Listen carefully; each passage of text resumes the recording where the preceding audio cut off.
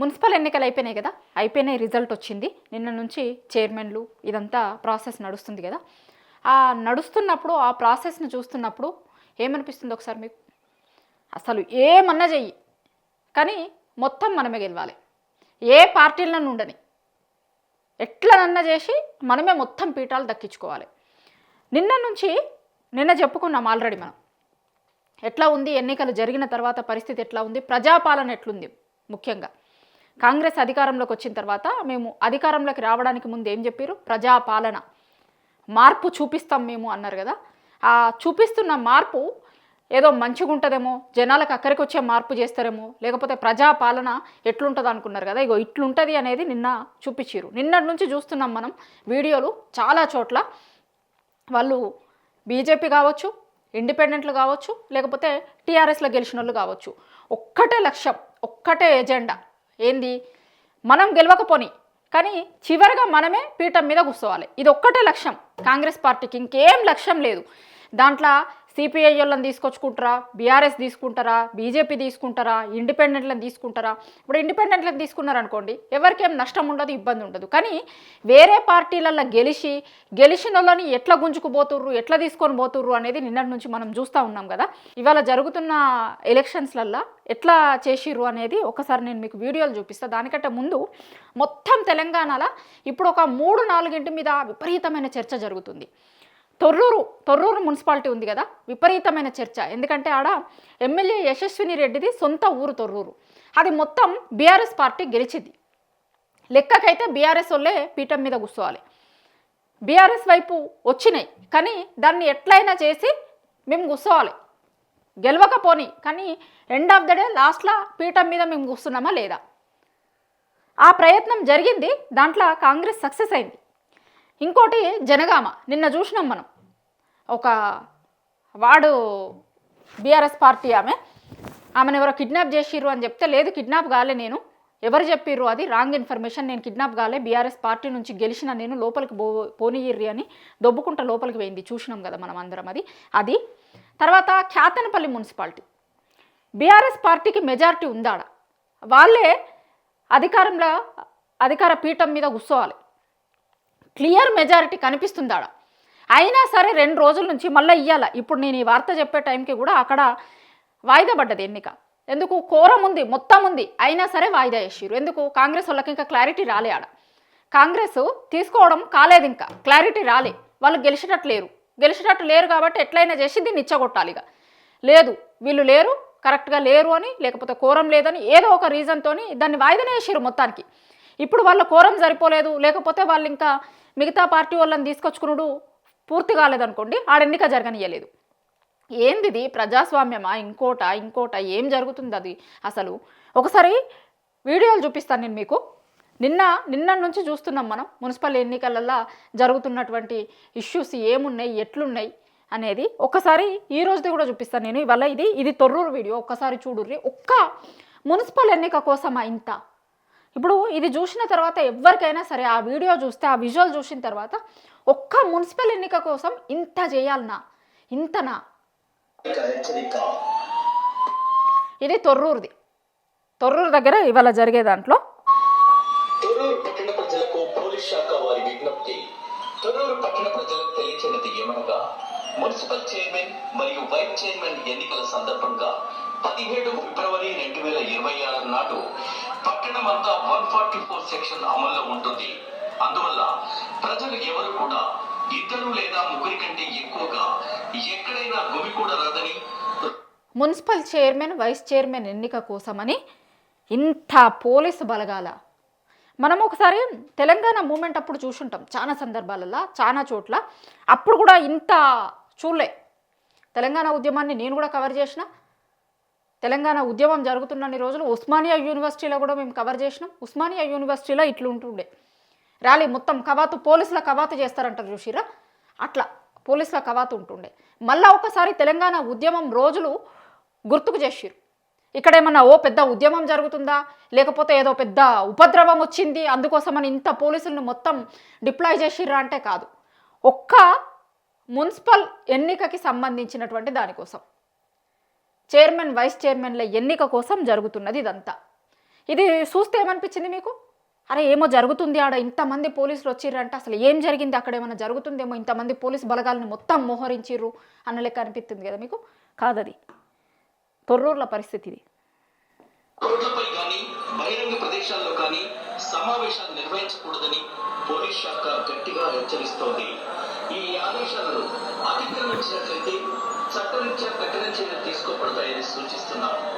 కావున పట్టణ ప్రజలందరూ ఈ విషయాన్ని గమనించి పోలీస్ శాఖ సహకరించవలసి. ఇంకా చూడరు ఒక్కసారి, పోతూనే ఉన్నారు. ఇంతమంది పోలీసుల్ని దింపి ఒక్క మున్సిపల్ ఎన్నిక కోసం ఇంతమంది పోలీసులా విజ్ఞప్తి చేస్తున్నారు. ఇది తొర్రూరు పోలీసు వారి అధికారిక హెచ్చరిక. ఇదంతా జరిగింది దేనికోసం అనుకుంటుర్రు? ఇక ఈ తొర్రూరు దానికోసమని. అయిపోయింది ఓటింగ్ అంతా అయిపోయిన తర్వాత ఎర్రబెల్లి దయాకర్ రావు గారు 4 రోజుల నుంచి నడుస్తుంది ఇది. గెలిచిన రోజు నుంచి గెలిచింది నిజానికి బీఆర్ఎస్ వాళ్ళు. బీఆర్ఎస్కి స్పష్టమైన మెజారిటీ ఉంది, క్లియర్ కట్ మెజారిటీ ఉంది. అయినా సరే అధికార పార్టీలో ఉండి అధికార పార్టీకి సంబంధించిన ఎమ్మెల్యే సొంత ఊర్లో వాళ్ళు ఓడిపోతే కనుక ఇక ఏంది అనుకున్నారో, నెక్స్ట్ టైం ఎట్లుంటుంది పరిస్థితి, రేపు పొద్దున ఎన్నికలల్లా మళ్ళీ ఇబ్బంది అవుతుంది, మనకి ఇబ్బంది ఉన్నది అనేది అర్థమైందో ఏమైందో కానీ 3 రోజుల నుంచి నడుస్తుంది తొర్రూరు మొత్తం తెలంగాణలో. ఒక ఎక్కడ మున్సిపల్ ఎన్నికల గురించి చర్చ జరిగినా మొత్తం దీని చుట్టే. మొత్తం మున్సిపల్ ఎన్నికల రిజల్ట్ వచ్చిన రోజు నుంచి ఒక 2-3 నుంచి చర్చ జరుగుతుంది. జనగామది ఒకటి, తొర్రూరు ఒకటి, ఇంకోటి కేతన్పల్లి ఒకటి. అది కూడా చూపిస్తాను నేను మీకు. కేతన్పల్లికి సంబంధించి తొర్రూరుది ఎన్నిక అయిపోయిన తర్వాత ఎర్రబెల్లి దయాకర్ రావు ఏమంటున్నాడు ఒకసారి నూరి. కార్యకర్తల కష్టం చూస్తే నాకు బాధ అనిపిస్తారు. ప్రజలైతే కార్యకర్తలు 2 రోజులు బట్టి భోజనం లేకుండా 10,000 మంది కార్యకర్తలు వచ్చి రాత్రి వాళ్ళు కష్టపడ్డప్పుడు నా కోసం నేను ఏం చెప్పాలి, ఏంటో నేను చెప్పాలి, ఎట్లా ఇంత విరుద్ధంగా చేస్తాడ రాజకీయాలలో నేను ఉండాలా పోవాలా, నాకైతే బాధ ఉంటుంది. నిజానికి ఇది ఎర్రబెల్లి దయాకర్ రావు ఒక్కరి మాటే కాదు, చాలామంది రాజకీయాలలో ఉన్న చాలామంది సీనియర్ నాయకులు కూడా 2-3 రోజుల నుంచి జరుగుతున్నాయి అన్నీ చూసిన తర్వాత చాలామంది నాయకులు మాట్లాడుతున్నమాట.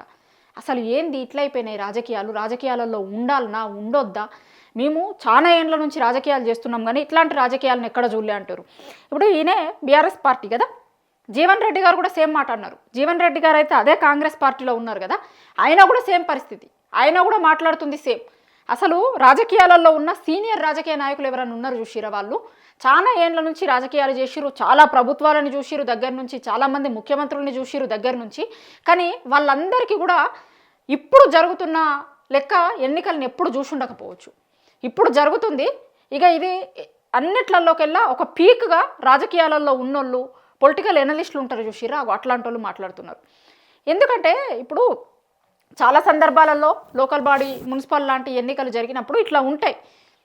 వేరే ఇండిపెండెంట్గా గెలిచిన వాళ్ళను లేకపోతే వేరే పార్టీలో గెలిచిన వాళ్ళను కూడా మీకు చైర్మన్ ఇస్తాము అనో వైస్ చైర్మన్ ఇస్తాము అనో ఇట్లా ఆఫర్ చేసి వాళ్ళని ఇటువైపుకు తిప్పుకునే ప్రయత్నాలు జరుగుతాయి. కానీ ఇప్పుడు జరుగుతున్నాయి చూసిరా, ఇదివరకు రాజకీయాలని 40 ఏళ్ళు 50 ఏళ్ళ నుంచి రాజకీయం చేస్తున్న వాళ్ళు కూడా మేము ఫస్ట్ టైం చూస్తున్నాం ఇట్లాంటి పాలిటిక్స్ని. ఇప్పటిదాకా చూడలే. అధికార పార్టీ ఎప్పుడైనా అధికారంలో ఉన్నటువంటి పార్టీలు మేమే గెలవాలి, మున్సిపల్ ఎన్నికలలో మాకే రావాలి ఎక్కువ అనేది చూస్తారు. కానీ ఇట్లా ఎక్కడికక్కడ ఇట్లా కార్లు అడ్డుపెట్టి ఎంపీలు మంత్రులు వీళ్ళు క్యాండిడేట్లను తీసుకొని వస్తూ ఉంటే ఎక్కడికక్కడ కార్లు అడ్డుపెట్టి వెహికల్ల నుంచి వాళ్ళని దించి తీసుకొని పోతున్నారు. ఇక వీళ్ళు క్యాంపులు పెట్టుకున్న దగ్గర పోయి మఫ్టీలలో పోయి వాళ్ళని తీసుకొని వచ్చుడు, కిడ్నాప్లు తీసుకొచ్చుడు, ఇక ప్రలోభాలు ఎన్ని నడవాలో అన్ని అనుకోర్రి. అందుకే అసలు రాజకీయాలలో ఉండాలన్నా ఉండద్దా అర్థమైతే లేదు. ఇట్లా మేము ఎప్పుడు ఇన్నేళ్లలో రాజకీయాలలో ఉన్నాం కానీ ఇట్లాంటి పాలిటిక్స్ చూడలేదు అనేది ఇందుకే. ఇంకోటి కేతన్పల్లిది కూడా చూపిస్తాను నేను మీకు. ఇదైతే ఎంత దారుణం అంటే క్లియర్ మెజారిటీ ఉంది బీఆర్ఎస్ పార్టీకి, క్లియర్గా మెజారిటీ ఉంది. అయినా 3 రోజుల నుంచి సాగుతుంది ఇది సీరియల్ లెక్క. ఇవాళ కూడా అయిపోలే, ఇంకా ఇవాళ కూడా వాయిదా వేసి వేయరు. కోరం ఉంది, మొత్తం ఉన్నారు, ఏ పార్టీ వాళ్ళు ఎంతమందో ఉన్నారు, ఎక్స్ అఫిషియో సభ్యులు హాజరయ్యారు, అంతా అయ్యారు. కానీ ఇంకా కాంగ్రెస్ వాళ్ళకి క్లారిటీ రాలే. కాంగ్రెస్ ఇంకా చేయాల్సిన పని ఉంది. ఎందుకంటే ఇవాళ కనుక అది జరిగితే ఎన్నిక జరిగితే బీఆర్ఎస్ పార్టీకి పోతుంది, బీఆర్ఎస్ పార్టీకి పోవద్దు. కాబట్టి ఏదో ఒకటి చేసి వాయిదా వేసేసారు. మొత్తానికి వాయిదా వేసి ఇక్కడ జరగలే. ఇవాళ జరగాల్సింది ఉండే, నిన్న జరగాల్సింది ఉండే జరగలే, ఇవాళ జరగాల్సింది ఉండే ఇవాళ కూడా జరగలే. ఎందుకు వాళ్ళకి ఇంకా కాంగ్రెస్కి క్లియర్ మెజారిటీ రాలేదు అంటే వాళ్ళకి వచ్చిన తర్వాత జరగాలి, లేకపోతే మొత్తమే జరగొద్దాడ. ఇక జనాలతో ఓట్లు వేయించుకునేందుకు ఈ మాత్రం దానికి ఇప్పుడు మాదే ఈ మున్సిపాలిటీ అని రాసుకుంటే అయిపోతుంది కదా. ఇట్లా మనది అతిపెద్ద ప్రజాస్వామ్య దేశం కదా. రాహుల్ గాంధీ గారు రాజ్యాంగం బుక్కు చేతిలో పట్టుకొని వాళ్ళందరూ మొత్తం తిరుగుతున్నారు కదా. పార్లమెంట్లో కూర్చునేటప్పుడు కూడా ఆ రాజ్యాంగం బుక్కును పట్టుకొని కూర్చుంటున్నారు. మాట్లాడితే ఇప్పుడు ఏదన్నా ఇట్లా అడుగు తీసి అడుగేస్తే రాజ్యాంగం ఇది అది అని మాట్లాడతారు కదా. మరి అదే కాంగ్రెస్ పార్టీ కదా ఇక్కడ అధికారంలో ఉంది. ఇక్కడ ఏం జరుగుతుంది?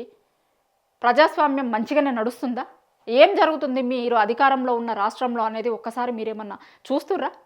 మీకేమన్నా అర్థమవుతుందా? రాహుల్ గాంధీ గారు ఒక్కసారి తెలంగాణ రాష్ట్రంలో జరుగుతుంది ఏందో చూడుర్రి. మీరు మిగతా రాష్ట్రాలలో అన్నిట్లల్లో ఇట్లా జరుగుతుంది అట్లా జరుగుతుందని మాట్లాడు కాదు. ఫస్ట్ మీరు అధికారంలో ఉన్న రాష్ట్రంలో ఏం జరుగుతుందో చూడుర్రి. ఇగో ఇది కేతనపల్లిది, ఒక్కసారి చూడుర్రి. ఎంత దారుణం అంటే వాళ్ళు ఆ గెలిచిన వాళ్ళని అందరిని తీసుకొని పోతా ఉంటే వెహికల్ పెట్టి ఆపేసిరు మధ్యలో.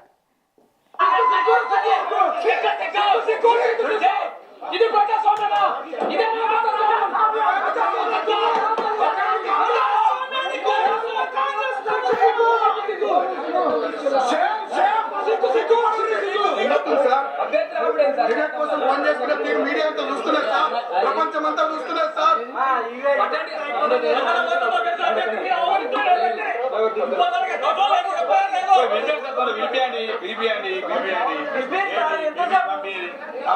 కానీ నడవ మంచిగా చేసి సార్, అన్ని జనం చూస్తున్నారు, ప్రజలు చూస్తున్నారు.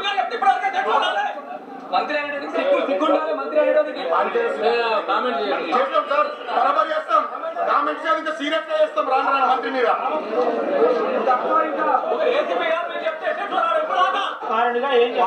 వాళ్ళకి చెప్పేది ఏముంది, పోలీసులు అంతా కాంగ్రెస్ పార్టీ ఏజెంట్లు, ఇక్కడ ఉండే ఎస్ఐ శ్రీరామ్తో సహా ఏసీపీలు తర్వాత సిఐలు. సరే మా టైం కాదు ఇప్పుడు కాంగ్రెస్ టైం, మా టైం వస్తుంది. నా ఏజ్ 42, ఇంకా 30-35 ఏళ్ళు ఏరియాలో రాజకీయాలు చేస్తే ప్రజల జీవితంలో ఉంటా. మా టైం వస్తుంది, చూసుకుందాం. జై తెలంగాణ.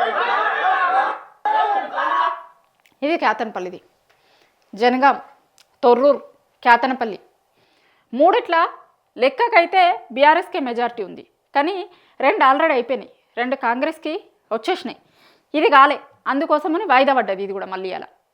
ఇంకా రేపు వాళ్ళకి కావాల్సిన లెక్క మలుచుకొని చేసుకొని అంతా చేసిన తర్వాత రేపు జరిగి అది కూడా కాంగ్రెస్ ఖాతాలో వేసుకోవాలి. ఇక ఇట్లాంటి దానికి నేను ఫస్ట్ చెప్పిన కదా, చెప్పినట్టు ఇక ఓట్లు ఎందుకు, ఎన్నికలు పెట్టుకునుడు ఎందుకు, డైరెక్ట్ మేమే ఉంటాము, మేమే గద్దె మీద ఉంటాము, మా వాళ్ళే ఉంటారు. ఇక ఈ పలానా మేము చెప్పిన వాళ్ళు చైర్మన్లు అవుతారు, మేము చెప్పిన వాళ్ళు వైస్ చైర్మన్లు అవుతారు, మేము చెప్పిన వాళ్ళే మేయర్లు అవుతారు. ఇదే అంటే అయిపోతుంది కదా. ఇక దానికి ఆ రోజు ఎన్నికలు పెట్టుడు, ఎన్నికల కమిషను, ఇదంతా ప్రాసెస్ ఎందుకు, దేనికోసం జరుగుతుంది? ప్రజాస్వామ్యము అని పొద్దుగాల లేస్తే మాట్లాడుకునే మనము ఏం జరుగుతుంది అసలు ప్రజాస్వామ్యంలో, ప్రజాపాలనలో ఏం జరుగుతుంది? సీనియర్ నాయకులు రాజకీయాలు చెయ్యాలని అనిపిస్తలేదు, రాజకీయాలు వదిలిపెట్టిపోయే పరిస్థితి ఉంది అనడానికి ఇవాళ నిన్న నుంచి ఒక 3-4 రోజుల నుంచి మున్సిపల్ ఎన్నికల రిజల్ట్ ఏ రోజైతే వచ్చిందో రిజల్ట్ వచ్చిన రోజు నుంచి ఇవాళటి వరకు జరుగుతున్నదంతా చూస్తే ఒక రాజకీయ నాయకులకే కాదు, చాలామంది తెలంగాణలో ఉన్నటువంటి మేధావులకి కావచ్చు, తెలంగాణలో ఇప్పుడు జరుగుతున్న పాలిటిక్స్ని అబ్జర్వ్ చేస్తున్న వేరేటోళ్ళకి కావచ్చు, అందరికీ అసలు ఈడ జరుగుతుందంతా చూసిన తర్వాత అసలు ఏం రాజకీయం, ఇట్లాంటి రాజకీయాలు కూడా ఉంటాయా అనే చర్చ ఇప్పుడు తెలంగాణలో మున్సిపల్ ఎన్నికల రిజల్ట్ తర్వాత జరుగుతున్న ఇష్యూస్ని అన్నీ చూస్తే ఇట్లాంటి చర్చనే నడుస్తుంది. రాజకీయాలల్లో ఇక ఎట్లా ఉండొద్దు అనుకుంటున్నారో దానికి ఇప్పుడు ఎవరన్నా ఎగ్జాంపుల్ చెప్తే ఇట్లయితే ఉండొద్దు రాజకీయాలు అంటారు చూసినావా, అట్లా ఎట్లయితే ఉండొద్దు అనుకుంటున్నారో అట్లాంటి రాజకీయాలు ఇప్పుడు నడుస్తున్నాయి అనేది ఆ రాజకీయాలని దగ్గర నుంచి అబ్జర్వ్ చేస్తున్నటువంటి చాలామంది అనలిస్టులు చెప్తున్నారు.